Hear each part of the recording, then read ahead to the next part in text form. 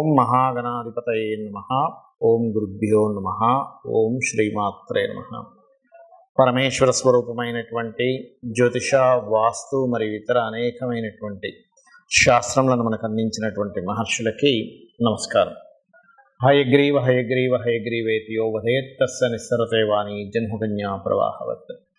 అరుణాం కరుణాతరంగితాక్షీం ధృతపాశాంకుశపుష్పబాణచాపాం అనిమాదిభిరావృతాం మయూకైః అహమిత్యేవ విభావయే భవానీం. శ్రీమాత్రే నమః.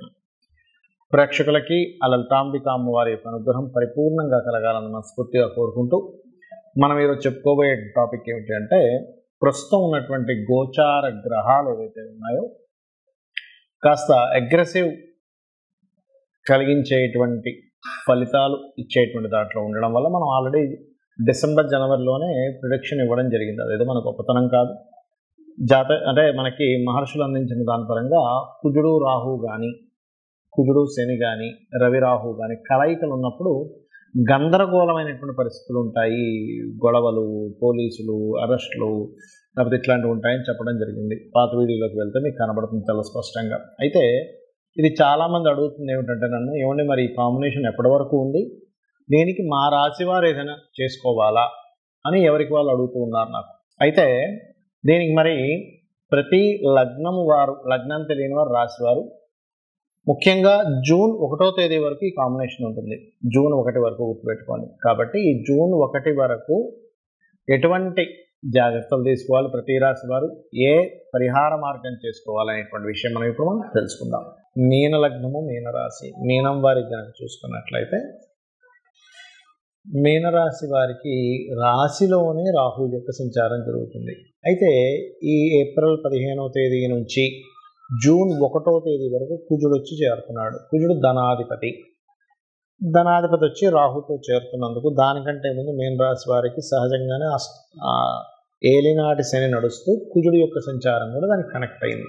కాబట్టి కాస్త అధిక ఖర్చులు ఉండడము, ఇన్వెస్ట్మెంట్స్ అధికంగా అవ్వడము, ఇటువంటివన్నీ కూడా గోచరిస్తున్నాయి. అలాగే మరొక విషయం ఏంటంటే, ఇక్కడ ఈ కుజుడు శని కలయిక ఉండడం వల్ల ఏప్రిల్ 15 వరకు కాస్త ఇన్వెస్ట్మెంట్ చేసేటప్పుడు, ఇందులో మదుపులు పెట్టేటప్పుడు ఖచ్చితంగా ఈ ఇన్వెస్ట్మెంట్ త్వరగా రిజల్ట్ ఇచ్చే ఛాన్సే ఉందా, లేకపోతే చాలా లాంగ్ టర్మ్ ఇన్వెస్ట్మెంట్ చేస్తున్నాం అనే దాన్ని అవగాహనతో చేయండి. ఎందుకంటే ఇదంతా కూడా 12వ స్థానంలో శని ఉన్నప్పుడు సర్వసాధారణంగా మీన రాశి వారు కానీ, మీన లగ్నం వారు కానీ లాంగ్ టర్మ్ ఇన్వెస్ట్మెంట్స్ చేసుకోవడం మంచిది, కానీ షార్ట్ టర్మ్ కోసం మీరు వెంపర్లాడకూడదు. ఇది బాగా గుర్తుపెట్టుకోండి. అలాగే ఈ ఏప్రిల్ 15వ తేదీ నుంచి ఎప్పుడైతే కుజుడు రాశిలోకి వస్తారు, సహజంగానే మీనం వారికి ఇప్పుడున్న గ్రహస్థితి వల్ల, రాహు వల్ల జరిగినట్టుగాను, లేనట్లయితే కొన్నిసార్లు ఏమవుతుందంటే రాహు సంచారం జరిగేటప్పుడు ఇమాజినేషన్లో నిజంగా అక్కడ ఏ ఆత్మలు, ఎటువంటి పిశాచాలు ఏం లేకపోయినా ఉన్నాయేమో అనేటువంటి భ్రమ కలుగుతూ ఉంటుంది. దానితో కుజుడు వచ్చేసరికి ఆ తీవ్రత పెరుగుతుంటుంది. కాబట్టి మీరు వీలైనంత మటుకు దుర్గానామం లేదా ఆంజనేయ స్వామి యొక్క ఆలయాలకు వెళ్ళడం, అంటే ఇవన్నీ ఇమాజినేషన్సే, నిజమేమీ కాదు అనేటువంటిది మీరు నమ్మాలి. అంతేగాని ఇదేదో నిజంగా ఏదో ఆత్మ చేసిందని ఇంకోళ్ళ దగ్గరికి వెళ్ళి ఏదో డబ్బులు కట్టేసి వాళ్ళు ఏదో చేస్తానంటే వాళ్ళకి వేలు తగలబెట్టేసి తీరా అంటే ఆ భ్రమలో ఆ దీంట్లో తిరగకండి దయచేసి. బికాజ్ ఆఫ్ ఈ కాంబినేషన్స్ రాశిలో సంచారం జరిగేటప్పుడు, ముఖ్యంగా గురు రాశిలో సంచారం జరిగేటప్పుడు కొన్ని అవైదికమైనటువంటి విషయాల పట్ల మీ యొక్క ఆలోచనలు వెళ్తూ ఉంటాయి. కాబట్టి ఇటువంటి వాటి జోలికి దయచేసి వెళ్ళకండి. అమ్మవారిని నమ్ముకోండి. చక్కగా అమ్మవారు ఉన్నారు, నాకేంటే నాకు దుర్గా అమ్మవారు ఉంది, నాకు లలిత అమ్మవారు ఉంది, నేను అమ్మవారిని మనసులో స్మరించుకుంటున్నాను, చక్కగా నా పని నేను చేసుకుంటున్నాను అన్నట్టుగా వెళ్ళండి. ఎందుకంటే ఈ కాంబినేషన్ రాహు దగ్గర కుజుడు వచ్చినప్పుడు ఇటువంటివి నమ్మేటువంటి వాటిలోకి తీసుకెళ్తుంది. కాబట్టి ఇటువంటి మ్యాజిక్స్, ఇటువంటి వాటిని నమ్ముకోకండి. దయచేసి చక్కగా అమ్మవారి నామస్మరణ చేసుకుంటూ కాస్త గర్భం దాల్చినటువంటి వారు, అంటే కొంచెం ప్రెగ్నెన్సీతో ఉండేటువంటి లేడీస్ ప్రత్యేకంగా ఏప్రిల్ 15 నుంచి జూన్ 1వ తేదీ వరకు కొంచెం కేర్గా ఉండండి. ఏదో అయిపోతుందని నేను చెప్పట్లేదు, కొంచెం కేర్గా ఉండాలి. కాబట్టి ఇవి చేసుకుంటూ మీరు గోవులకు ప్రత్యేకంగా బెల్లము, కందులు అంటే క్యారెట్లు, బీట్రూట్స్ ఇలాంటివి దేశీవాళి గోవు కనుక పెట్టినట్లయితే ఎటువంటి నెగటివ్ ఎనర్జీ మీ చుట్టూ ఉండదు, అన్ని విధాలా బాగుంటుంది.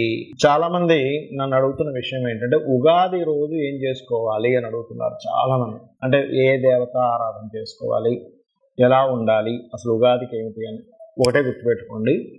ఎప్పుడు కూడా మనకి ఉగాది వచ్చింది అంటే ఆ రోజు నుంచి మీ యొక్క ప్లానింగ్స్, నేను ఫలానాది నేను స్ట్రిక్ట్గా పాటిస్తాను, నేను ఫలానా కొన్ని నిర్ణయాలు తీసుకుంటాను అనేటువంటిది తీసుకోవాలి. ఎప్పుడు కూడా చాలామంది జనవరి 1 నుంచి తీసుకుంటారు. ఇంగ్లీష్ దీని పరంగా తప్పేం కాదు. బట్ ఇక్కడ మనకి ప్రకృతి పరంగా అనేకమైన మార్పులు ఉగాది అంటే. జనవరిలో ఎటువంటి మార్పు ఉండదు. కాకపోతే ఏంటంటే అలవాటు పడిపోయాం మనం, జనవరి నుంచి డిసెంబర్ ఇయర్ ఎలా ఉంటుంది అనేటువంటిది. రైట్. అయితే మీరు తీసుకునేటువంటి నిర్ణయాన్ని భగవంతుల ముందు కూర్చొని సంకల్పం చేసుకుని, స్వామి లేదా అమ్మవారు అయితే అమ్మవారు, స్వామి అయితే స్వామి ముందు కూర్చొని, ఈశ్వరుడే అనుకోండి, నారాయణుడే అనుకోండి, కూర్చొని నేను ఈ రోజు నుంచి నేను ఫలానా వ్యసనాలు ఏమైనా ఉంటే వదిలేస్తున్నాను, ఏదైనా కామక్రోధాది సంబంధించిన వికారాలు ఉంటే నేను వదిలేస్తున్నాను. ఎందుకంటే నేను ప్రత్యేకంగా క్రోధ సంబంధించిన ఎందుకు చెప్తున్నానంటే ఈ క్రోధీనామ సంవత్సరం అంటారు. అంటే ఏమిటి, ఒకరి మీద ఒకరు ద్వేషాలు, కోపాలు, గొడవలు ఇవి ఇచ్చేటువంటి సంబంధం ఉంటుంది. బికాజ్ ఆఫ్ ఈ ఉగాది మంగళవారం వస్తుంది. మంగళుడు అంటే కుజుడు. కుజుడు సహజంగానే ఉగాది వచ్చే సమయానికి పాపగ్రహాలతో కలిసి ఉంటున్నాడు. కాబట్టి ఒకరి మీద ఒకరికి కోపాలు, ద్వేషాలు, గొడవలు ఇవి ఎక్కువగా ఉండే సంవత్సరం అంటారు. అందుకని వీలున్నంత మట్టుకు ఈ సంవత్సరం అంతా కూడా చండీ హోమం చేసుకోవడం కానీ, లేకపోతే మీరు శివ అభిషేకం చేసుకోవడం కానీ, ఏమంటే నువ్వు ఫలానా దగ్గర చేస్తున్నారు వెళ్ళాలంటే వెళ్ళండి, లేదు అలా కాదు ఇంట్లో కూర్చొని నాకు చేసుకునే స్తోమతం చక్కగా ఇంట్లో కూర్చొని చేసుకోండి. అభిషేకం కానివ్వండి, హోమం కానివ్వండి, ఏదైనా కానివ్వండి. మరి అది చేసుకోలేని స్థితిలో ఉన్నానండి, నాకు ఎలాగా, నాకు అన్ని డబ్బులు నేను కట్టలేను, చాలా కాస్ట్కి సంబంధించినవి, ఏమీ టెన్షన్ పడద్దు. చక్కగా ధ్యానంలో కూర్చొని మీరు హోమం చేస్తున్నట్టుగా ధ్యానంలో ఉండండి. ఆటోమేటిక్గా హోమం చేసిన ఫలితం అంటే మీరు స్థితి కట్టలేని స్థితిలో ఉన్నవారు, ఆల్రెడీ ధనం ఉంది, బోర్డు వేలు లక్షలు సంపాదిస్తున్నాను, నేను అలా కూర్చుంటానంటే కాదు. ఎందుకంటే మీ వల్ల నలుగురికి ఉపయోగం ఉండాలి కాబట్టి ఆ రకంగా ఒకటి చేసుకోండి. అలాగే ఉగాది రోజు ఖచ్చితంగా మీరు ఆలయానికి వెళ్ళడం నేర్చుకోండి. ఉగాది పచ్చడి ఎలాగో ఇంట్లో చేసుకుంటాం, ఇంట్లో పూజ చేసుకుంటాం, ఆలయానికి వెళ్ళడం, ఏదైనా ఒక మంచి పూజ చేయించుకోవడం ఏమవుతుందంటే ఆ రోజు నుంచి మీ యొక్క అభివృద్ధి అనేటువంటిది బాగుండడం జరుగుతుంది. ఆ యొక్క క్రతువు ఏదైతే మీరు ఇంట్లో సత్యనారాయణ వ్రతమే అనుకోండి, చండీ హోమమే అనుకోండి, అభిషేకమే అనుకోండి, లేకపోతే ఓ 10 మందికి చక్కగా అన్నదానమైనా చేయొచ్చు. అంటే ఒక మంచి పని, మీ వల్ల 10 మంది పేదలకి ఆకలి తీరింది, ఇది ఒక పుణ్యంగా మారుతుంది. ఇక్కడ ఇంకొక విషయం చెప్తాను ఏమిటంటే, ఇప్పుడు వరకు మనం చెప్పుకున్నాం కుజరాహువులు, కుజశనులు ఈ కాంబినేషన్ వల్ల కొంచెం జాగ్రత్తగా ఉండాలి జూన్ 1 వరకు అని. అయితే దీనికి పర్టికులర్గా ఏంటంటే ఈ కాంబినేషను వల్ల మీ పర్సనల్ చార్ట్లో కూడా ఇటువంటి కాంబినేషన్ ఏదైనా ఉంటే, అంటే మీ జాతకంలో శని కుజుడు కలిసి ఉన్నారండి, శని రవి కలిసి ఉన్నారు, లేదా రాహు రవి కలిసి ఉన్నారు అన్నప్పుడు మీ జాతకంలో చూసుకుంటే కనబడుతుంది. అలాంటి వారు మరింత జాగ్రత్తగా ఉండండి. ఎందుకంటే ఎనర్జీ జాతచక్రంలో ఏ ఎనర్జీ ఉందో మనకి మన ఖగోళంలో అంటే గోచారంలో కూడా ఆ ఎనర్జీ ఫామ్ అయి ఉంది. అప్పుడు ఏమవుతుంది, సేమ్ ఎనర్జీ మన జన్మజాతకంలోని గోచారంలో ఫామ్ అయినప్పుడు ఆ ఎనర్జీస్ పెరుగుతాయి. అంటే అలాంటి వాళ్ళు ఎటువంటి జాగ్రత్తలు తీసుకోవాలో చెప్తాను. కోపం పెరుగుతుంది తెలియకుండా, మనిషికి చిన్న చిన్న విషయాలకి కోపగిస్తూ ఉంటాడు. దాన్ని కొంచెం అర్థం చేసుకొని దాన్ని తగ్గించుకోండి. అలాగే రెండవది ఏమిటంటే కొంచెం బీపీ లెవెల్స్ ఉన్నటువంటి వారు కొంత జాగ్రత్తగా ఉండండి. మీ జన్మజాతకంలో కనుక స్మూత్ అంటే కూల్గా ఉండేటువంటి స్వభావం ఉన్న గ్రహాల యొక్క దశలు కనుక నడుస్తున్నాయని కూడా అప్పుడు ఏమీ కాదు. అంటే ఎవరు బుధదశ కానీ, శుక్రదశ కానీ, గురుదశ కానీ, చంద్రమహర్దశ కానీ ఇలాంటి దశలు నడుస్తుంటే ఏమీ అవ్వదు. అలా కాకుండా లేదండి మాకు కుజదశ నడుస్తుంది, శని మహర్దశ నడుస్తుంది, రాహుదశ నడుస్తుంది అంటే అగ్రెసివ్ కలిగించే దశలు నడుస్తూ అవి పర్టికులర్గా లగ్నానికో, షష్టమ స్థానానికో అంటే 6వ స్థానానికో, 8వ స్థానానికో ఇలా కనెక్టివిటీస్ ఉన్నప్పుడు మాత్రం కొంచెం ప్రతి విషయాన్ని మీరు మాట్లాడేటప్పుడు కానీ కొంచెం జాగ్రత్తగా ఉండండి. అంటే గోచారంలో ఈ గ్రహాల యొక్క స్థితి ఉన్నప్పుడు మీ జన్మజాతకంలో ఆ దశలు నడిచేటప్పుడు అది కోరిలేట్ అయి దాని ప్రభావం పెరుగుతుంది. దీనికి ఏమిటి రెమెడీ, చాలా సింపుల్. చక్కగా శివాలయానికి వెళ్ళాలి, అభిషేకం చేసుకోవాలి, లేదా మీకు దగ్గరలో గోశాల ఏదైనా ఉంటే గోశాలకు వెళ్ళాలి, చక్కగా గోవుకి బెల్లము, క్యారెట్స్ తినిపించండి. సాక్షాత్ అమ్మవారిని చూశాననేటువంటి భావనతో గోవుని చూడండి, గోవుకు తినిపించండి. మైండ్లో ఫిక్స్ అవ్వండి, నేను చక్కగా రెమెడీ చేసుకున్నాను, నేను చక్కగా గోవుకి తినిపించాను, నేను అభిషేకం చేసుకున్నాను, నేను క్లియర్. ఫస్ట్ మీరు ఈ రకమైనటువంటి మైండ్ సెట్తో ఉండాలి. అప్పుడు ఏమవుతుందంటే మీ జన్మజాతకంలో ఎటువంటి దోషం ఉన్నా, గోచారంలో ఎటువంటి దోషాలు ఏర్పడినా ఏమీ అవ్వదు.